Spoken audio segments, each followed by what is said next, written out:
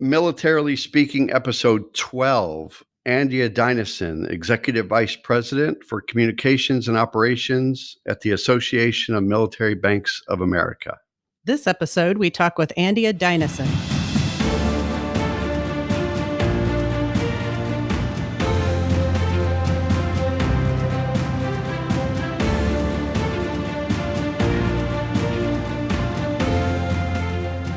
Welcome to Militarily Speaking, brought to you by Armed Forces Bank. This is Tom McLean, along with my jovial co-host, Jodi Vickery. I never know what adjective is going to pop out, but I kind of like jovial. Before you go on, you're going to ask her some questions, right? Andy, we're going to ask you some questions, but I got a little something for you, okay? All right. We didn't even get to the intro part yet. Well, this is kind of my segue before you get into the intro. Do you want to do an intro? Yeah, introduce her, and then I'm going to add some tidbits about Andia. Let's do that. Okay. Again, welcome to our show. We're excited to have you listening and learning about the Association of Military Banks of America. We're going to call it AMBA for short today. Excellent. And how they support military communities. I'm going to introduce our guest who has been kind enough to join us and tolerate Tom for the next 20 minutes. Andia supports all aspects of communications, operations, and programs with a focus on providing financial readiness support to the military and veteran community through AMBA member banks. She maintains and manages the Veterans Benefit Banking Program, which I think we're going to hear more about as part of this podcast today, a partnership between AMBA and the Veterans Benefit Administration. She is an accredited financial counselor, a member of the Military Saves Advisory Board, and has a Master of Science in Personal Financial Planning from Kansas State University.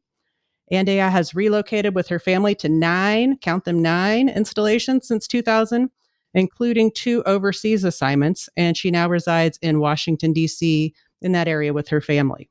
Well, I'll have to pick your brain here in a little bit, Andia, about K-State. That's where one of my kiddos thinks he wants to go. Very nice. But yeah, welcome. So Tom and I are really happy you have joined us today.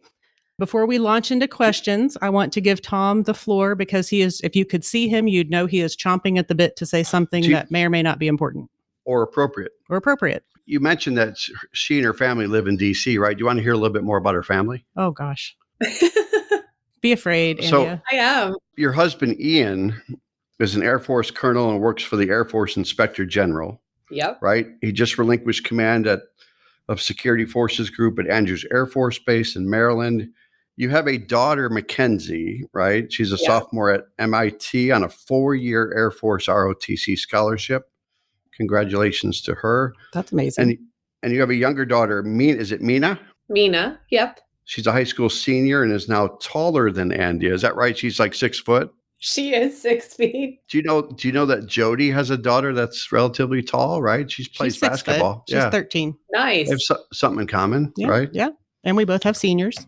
Very cool. Wait, there's more. So your sister is a DoD dependent schools teacher at Aviano Air Base in Italy?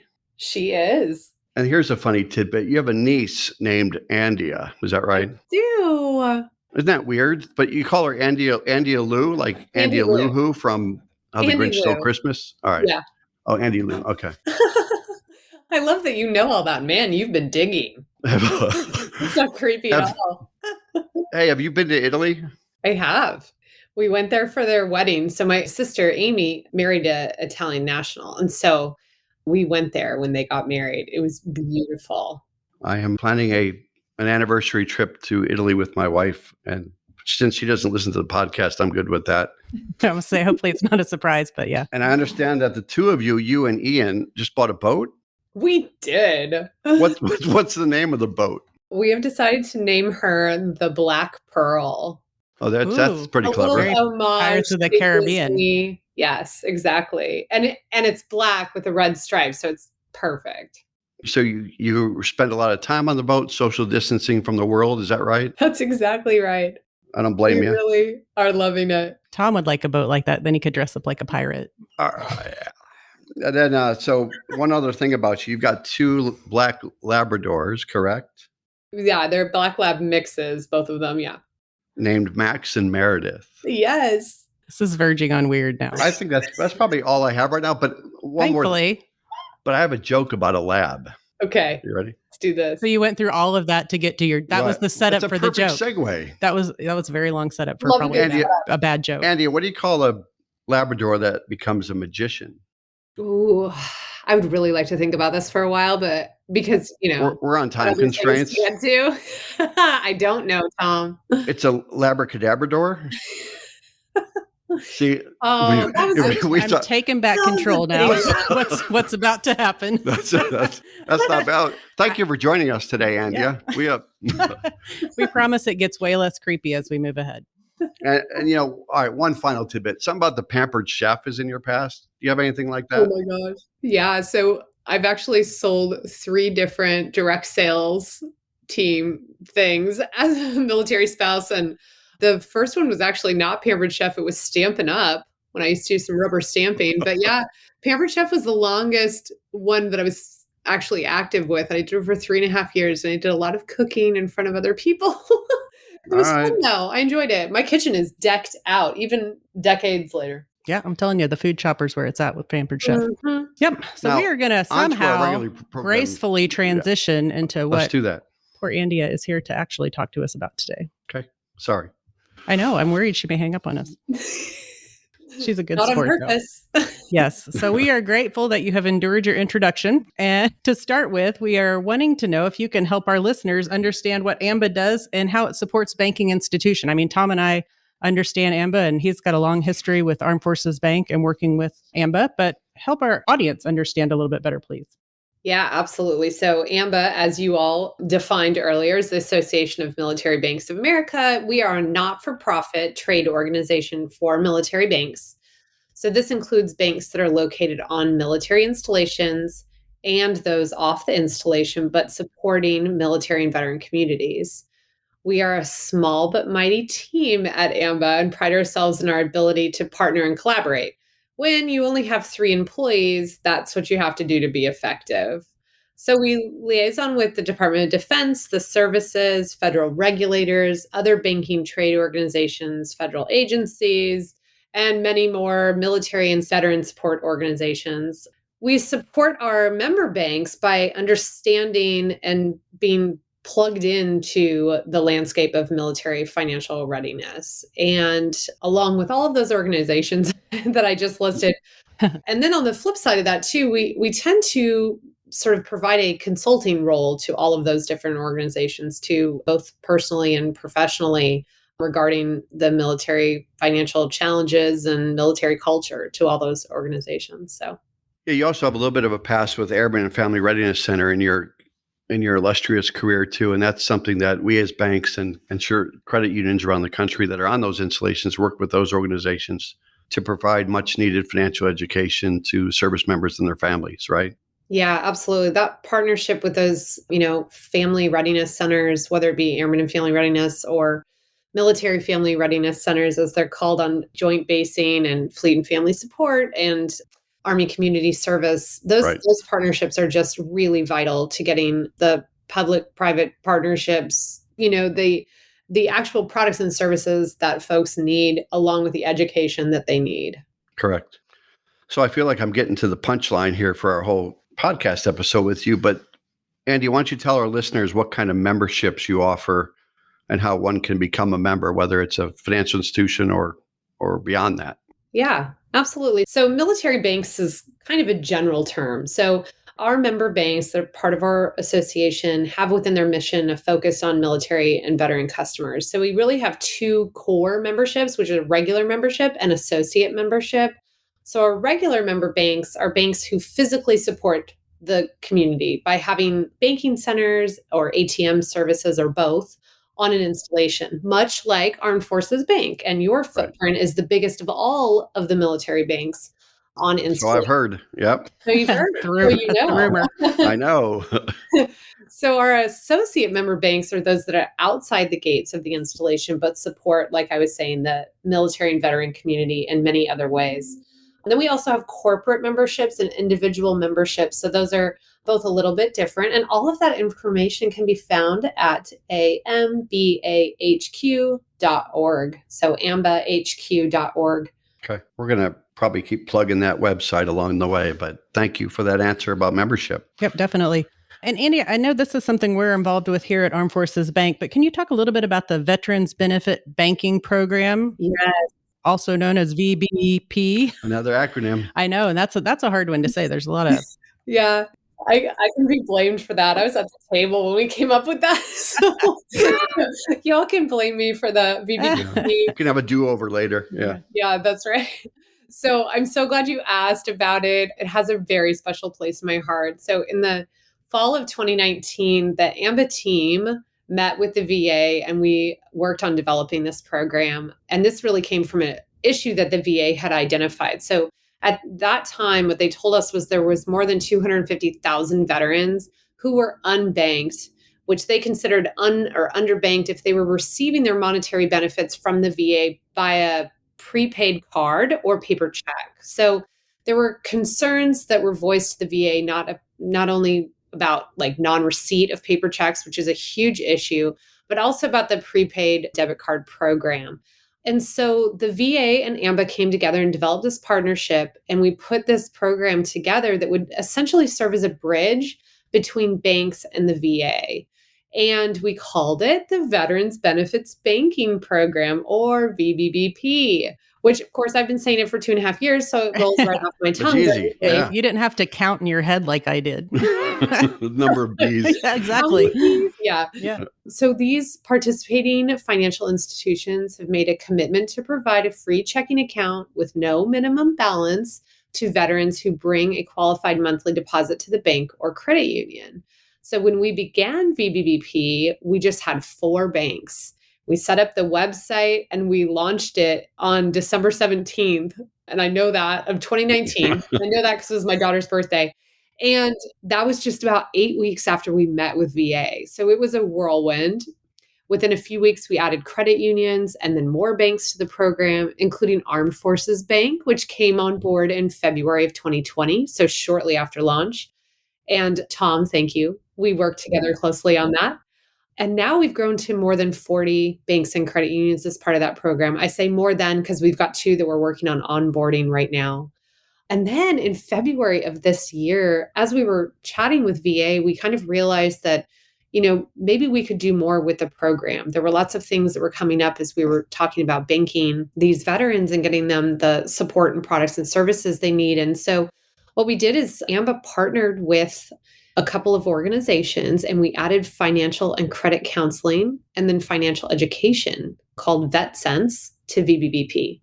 So AMBA partnered with the National Foundation for Credit Counseling, the Association for Financial Counseling and Planning Education, and the Military Family Advisory Network. And veterans can access the free credit or financial counseling and VetSense on the website at veteransbenefitsbanking.org.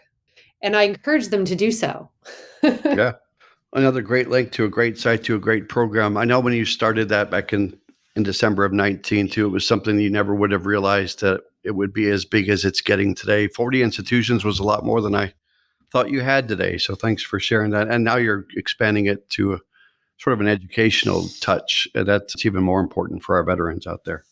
I know you've worked, Andia, with a lot of different nonprofit organizations, as you and I have talked over the years. Can you tell us about one in particular, FINRA? There's another acronym, Jodi. I know this is. Do you know what FINRA is? I do. No, I'm not asking you, Andia. Oh.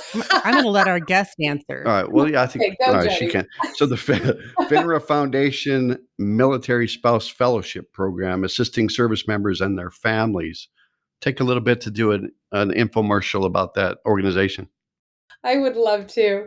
So the FINRA Foundation Military Spouse Fellowship Program it's such a long title again. It's very official.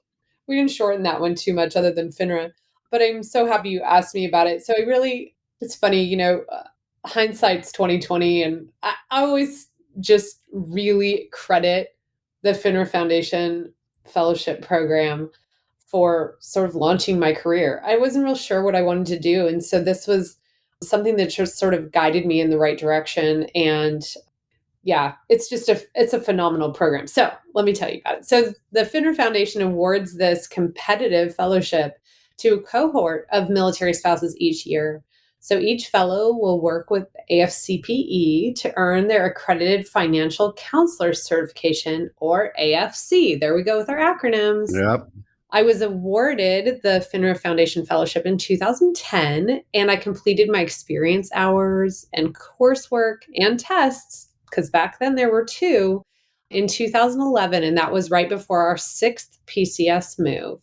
So, the best thing about this fellowship program is their focus on the military and veteran community. So, not only do these spouses gain nationally recognized portable certification, but they already know and understand the military community, the culture, the life we lead. So, they now are getting the financial counseling skills to give back to their communities to help others on their way to financial wellness.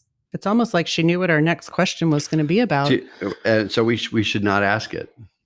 Now, Well, I would tell you though. So at one point in my prior life, I too was an accredited financial counselor from AFCPE Wow. back when there were two tests. Yeah. Yeah. Do you remember the test?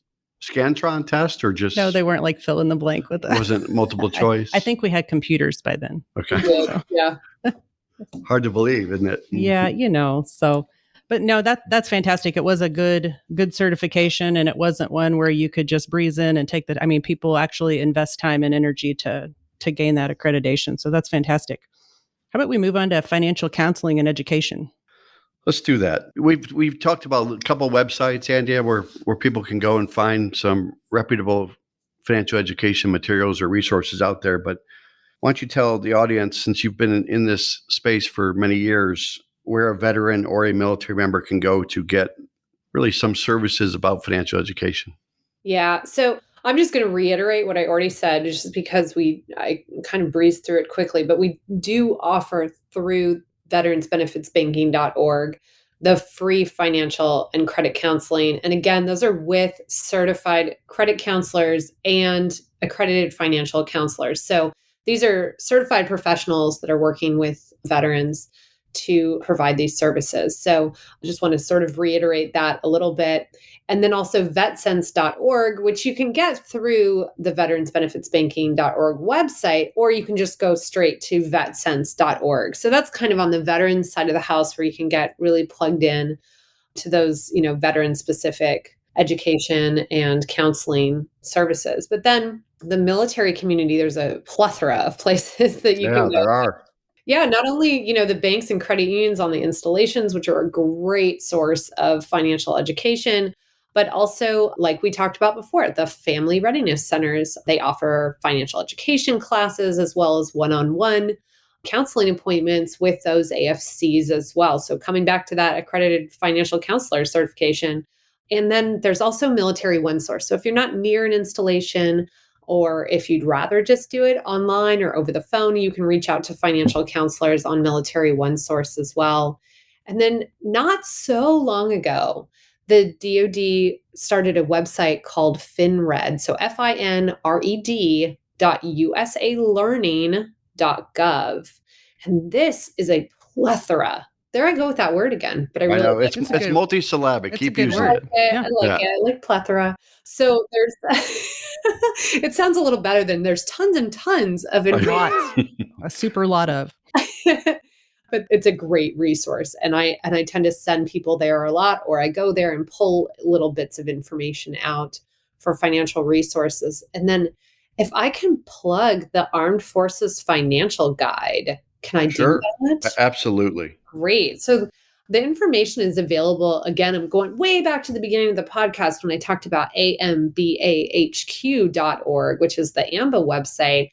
And you can actually find the Armed Forces Financial Guide and all the information about that. So we do have links on there to either the e-publication, which you can download on a digital device, or to Amazon, where you can buy the physical book. And then our banks, like Armed Forces and our other member banks, can actually get on there and find the information out about purchasing that for their customers if they want to.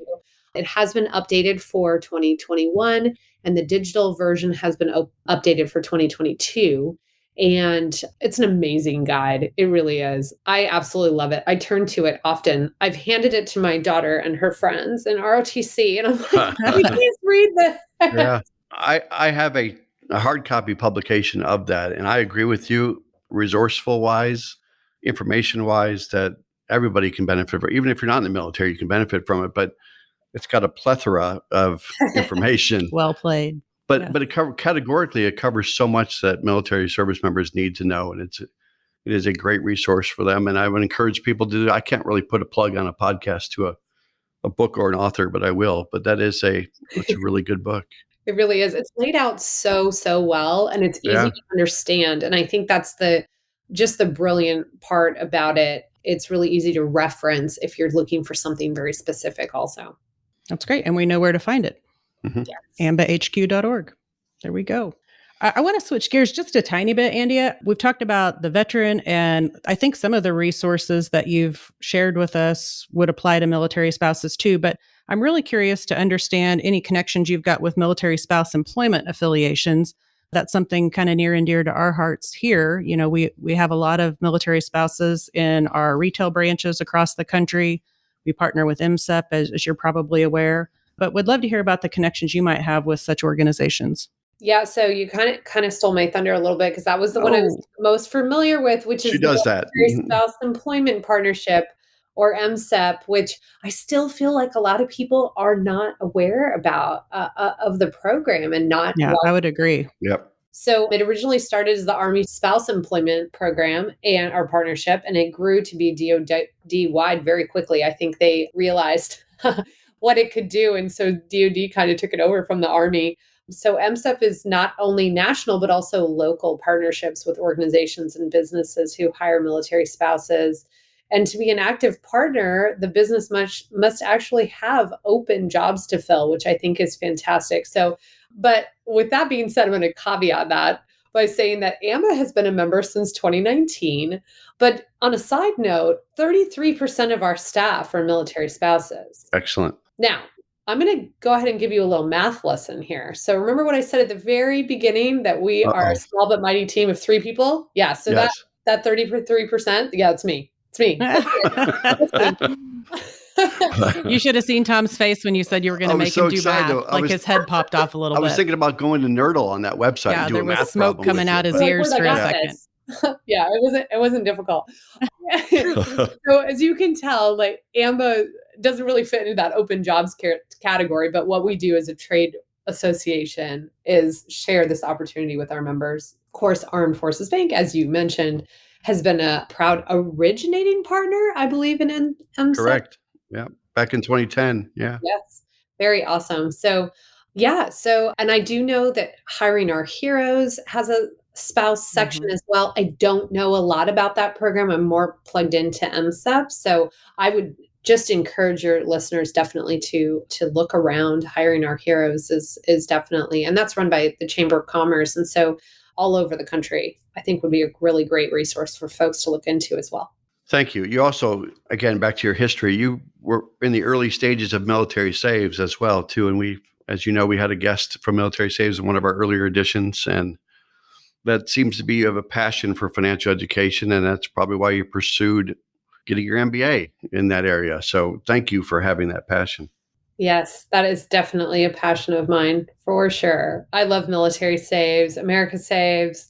They do some really great work, and on the horizon is Veteran Saves. So keep an eye out for that. I heard that there was a rumor going on around that. We need our breaking news music again. They already put out a press release, so I'm not really like doing anything. When's the official date for that availability? I'm going to say that I'm not 100% sure. So that is, we are working as a partnership with the Consumer Federation of America, who operates America Saves, in partnership also with the Defense Credit Union Council on that. And so I believe the idea is to launch along with Military Saves Week in 2023, but please do not hold me to that. I won't. Well, it's memorialized here, so we're good. We're going to promote it as an exclusive. Andia said that's what happens. Yes, you heard it here first. Andy, as we get to the finish line here, is there anything else you'd like to share with our listeners today about AMBA or any other nonprofits with which you work that would be a benefit to our listeners? And again, at your AMBA conferences, we know we've got a lot of nonprofits that attend, nonprofits that support your organization and usually are part of panels and talk about all the good things they do in the military community. But are there a couple others you want to single out for our audience? Well, I think what I'll do is actually just single out a couple ways to find them. So There are tens of thousands. I think the last I heard was over 40,000 nonprofits that support military and veterans. Wow. And their families. And that also includes, caregivers and survivors. And there's so much out there that I think it's really hard to file through all of it.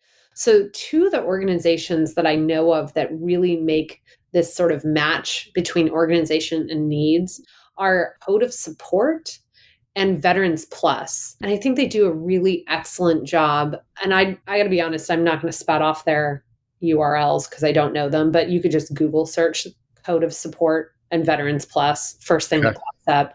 But both of those organizations, like I said, do a really great job of sort of filtering through. And I know specifically with Veterans Plus, can be kind of a heavy lift on the intake side. And that's because they work with organizations also that can be very specific, like you have to be part of this conflict. You have to be a woman. This has to be your age. You have to be enlisted or you have to be an officer.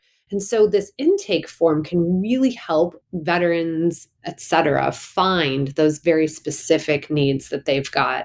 And as you know, when you fund as a bank, I'm sure you do a lot of funding community organizations. Yep. And some of them are so niche with what they serve that it's hard for them to even connect with their audience. And so I think organizations like Code of Support and Veterans Plus can really help that connection. So that was just sort of my gift that I would share with filtering through those 40,000 organizations. Yeah. Or it could be a long episode if we kept talking. And we are now going to read them alphabetically. Yeah. World's longest podcast. Yes. Oh my God. That is great information to share. And there certainly are a lot of organizations that do a lot of great work out there. Most definitely. Well, are we at the end of our... We are. So you've stuck it out this long, Andia. We're going to ask you to hang in for just a couple more minutes because now we're going to play a game. We do this. I know you've listened to some of our other podcasts. We are going to play Military Minute. Last week, our guest was from Park University. And the question was, what year was Park University founded? Do you know the answer, Tom? Yes. What was the answer? 1875. You're so smart. I know. Yeah. Gold check mark for you. But so now we're going to shift gears and talk about this week's Military Minute. And this one is kind of interesting. I'm very curious about its origins. I suspect I don't know where it came from, but I'm a little worried about whoever provided it. Which insect assisted in the aerodynamics of the F-117 fighter jet? Who knows these things? I don't know. Who knows? Does Google know? No. Crazy. Andia knows. But don't answer. If you actually do know, don't answer. Yeah. And if you can say aerodynamics very fast 5 times, you win a prize too. The answer next week, or if you want to jump onto our Facebook and Instagram account to answer, you know the drill. You'll get a chance to win $50 for you and $50 to a charity of your choice. We may give you a stuffed insect that looks like whatever it is. I don't know. But anyway, thank you again, Andia, from AMBA for spending time with us today. You've been a real sport with some of the goings on in this particular podcast. Yeah. I'm exhausted. Yes. Therapy's next. We'll pay for it. But please do, for our audience, pay attention to some of the websites that she mentioned. We'll try and include those in our episode notes, but ambahq.org, veteransbenefitbanking.org. It sounded like there were links on those sites to branch out and learn more about some of the other opportunities she shared with us. Yeah. But we really appreciate your time today. Thank you so much. I enjoyed it immensely.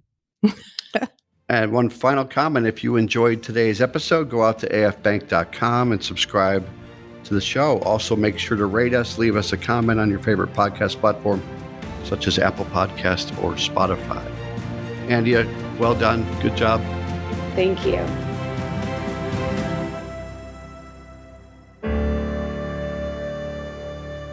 Copyright 2022 Armed Forces Bank, member FDIC, equal housing lender. All non-Armed Forces Bank owned apps, websites, company names, and product names are trademarks or registered trademarks of their respective owners. Their mention does not imply any affiliation with or endorsement by Armed Forces Bank of them or their products and services. They are merely used as examples of the many available apps, companies, and websites that offer similar services. Before using any app or website, you should carefully review the terms of use, data collection, and privacy policy. Apps may have an initial cost or in-application purchase features. This information is general in nature and is not intended to be legal, tax, or financial advice. Although Armed Forces Bank believes this information to be accurate, it cannot ensure that it could change. Statements or opinions of individuals referenced herein are their own, not Armed Forces Bank. Consult an appropriate professional concerning your specific situation and respective governing bodies for applicable laws, such as irs.gov for current tax law. Armed Forces Bank, the Armed Forces Bank logo, and the Militarily Speaking logo are registered trademarks of Armed Forces Bank.